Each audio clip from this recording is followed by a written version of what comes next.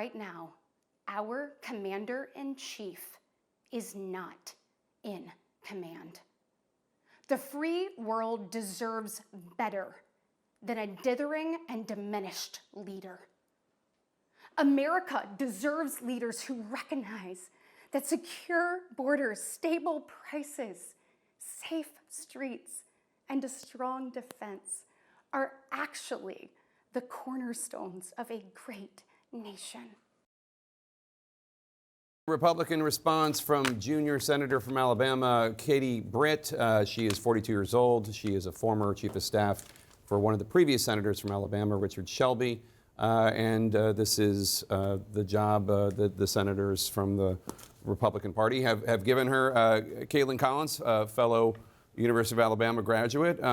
What can you tell us about Ms. Britt, and what do you think of her response? I'll tell you why Republicans picked her. They picked her because she is the youngest woman youngest Republican woman elected to the Senate. They believed that the fact that she's half Biden's age would be an effective response to have her also at her kitchen table talking about kitchen table issues, which they feel like President Biden is the weakest on. And also the moment in Alabama, of course, that no one could ignore. Republicans there have been sent scrambling to protect IVF, to let clinics there open. I think a question also is she's on Trump's VP shortlist. I think after that, the question is going to be if Republicans felt like she met the moment in responding to a very fiery Biden speech and forceful delivery that he had, where he addressed issues like the border and crime, which she mentioned there. I think that's going to be the big question of whether Republicans feel that she met the moment. I'll tell you, I talked to multiple Republicans on the Hill today who were looking forward to this. And obviously, also, I should note, it's always a thankless task to deliver. It is indeed a thankless task, and also very difficult to give a speech basically by yourself in your kitchen. Much easier for politicians to do it in a room where they can play off the crowd. Anderson? Jake, thanks very much. Here with the panel in New York. Alyssa, what do you think? So listen, Katie Britt, a rising star, no doubt among Republicans. I think it was a smart choice. She's somebody who's an incredibly impressive person. She ran a smart race in Alabama, but I've got to say, the staging of this was bizarre to me.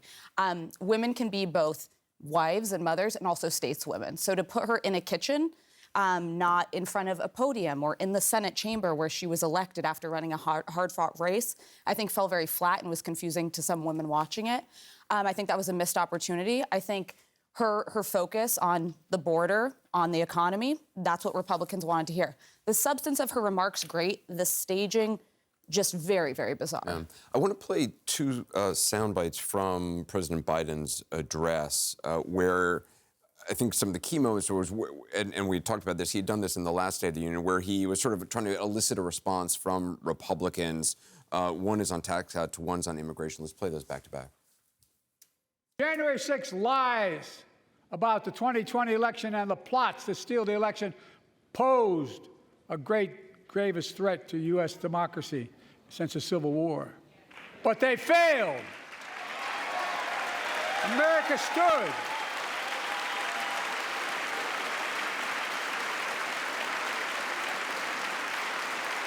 America stood strong, and democracy prevailed. We must be honest. The threat to democracy must be defended. My predecessor and some of you here seek to bury the truth about January 6th. I will not do that. Political violence has absolutely no place in America, zero place. In November, my team began serious negotiation with a bipartisan group of senators. The result was a bipartisan bill with the toughest set of border security reforms we've ever seen. Oh, you don't think so? Oh, you don't like that bill, huh? That conservatives got together and said it was a good bill? I'll be darned. That's amazing.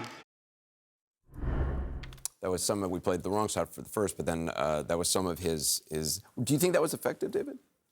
Yeah, I do. Look, first of all, I think he knew that was going to happen, and he was ready to do it, and he did it because there's a tremendous amount of hypocrisy associated with what happened. James Lankford is, in fact, one of the most conservative members of Congress. He spent months assiduously negotiating what would have been the strictest border bill in decades, and then it was tanked. And it was tanked, as the president said, because Donald Trump wanted it tanked. So he knew this moment was going to elicit a response, and he wanted to say exactly what he said. But it has nothing to do with the current problem and how we got here over the last 3 years. On day one, reversing all of Donald Trump's immigration policies by executive action, and the idea that after 3 years of telling the American people the border was secure, after having unleashed this on the American people, on the and then saying, well, we didn't pass the bill, so it's all their fault. It's not. It's no, not I understand that you feel like you feel, and you're probably right, this is a good issue for Republicans,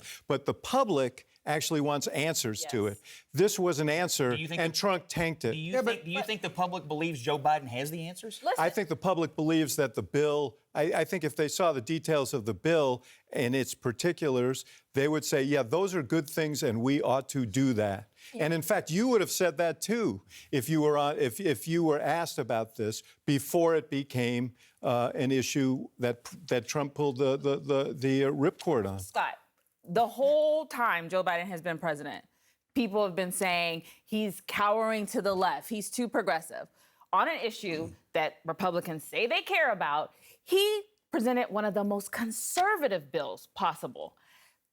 In the chamber tonight, to Anderson's point, most conservative senators says that's true. Yes. Which took some courage because I'm sure he knew the camera was going to be on him. So he's really discounting what you're saying right now is that bill would have solved the problem. And if you want to be the party who says you want to take the future forward, then you have to solve problems. But that's not what's happening. And the person on the top of your wait, let me finish. The person on the top of your ticket doesn't solve problems. He creates chaos. He tells people not to do their job, and that is what happened on that immigration bill. And the president, Joe Biden, is allowed to call it out. So President Biden created the crisis, only went to the border because Governor Abbott gave some immigrants options to go to Democratic cities and elevate this issue to be a national issue. And now at the last minute, and right before the fourth quarter, right before the end of the game, Fellas, there's a bill on the table. You can't There's a bill on the table. There's a bill on the table, Dave, that would solve it, or at least to help address it. Everybody agreed on it until Trump came in and said no. I see it somewhat differently in that there is a problem there, and there's been a problem there for a while. It has gotten worse. Everybody's got a number that's too many. We hit our numbers, Democrats, and we couldn't find a partner. And I think that's not good. You wouldn't take yes for an answer, and I'm glad that Biden called you out on it.